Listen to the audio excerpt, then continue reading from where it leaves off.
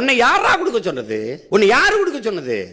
1/2 பவுன் 1 பவுன் தாலி வாங்கி கூட ஒரு பிள்ளை கழுத்தில் கட்ட முடியாத அந்த பிள்ளையை கடைசி வரை வச்சு வாழ போறானா? இலவச பேருந்து இப்படிங்க யார் வேணாலும் போகலாம், யார் வேணாலும் வரலான்னா 1 லட்சம் கோடி ஏற்கனவே போக்குவரத்து துறைக்கு இழப்பு இருக்கு.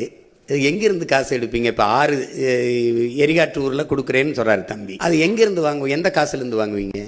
ஏற்கனவே 10 லட்சம் கோடி 1 லட்சம் கோடி கடன் வட்டி கட்டுறோம். எங்கிருந்து வாங்குவீங்க சொல்லுங்க? 2500 கொடுப்பீங்க. எங்கிருந்து எடுப்பீங்க?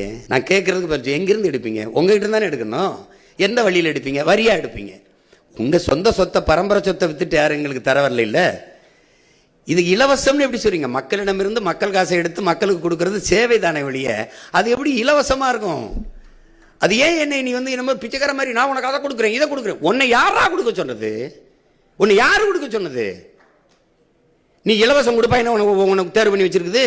நீ என்ன கர்ண மகாராசா மாதிரி கருணை தொகை குருணை தொகை? யார் நீ?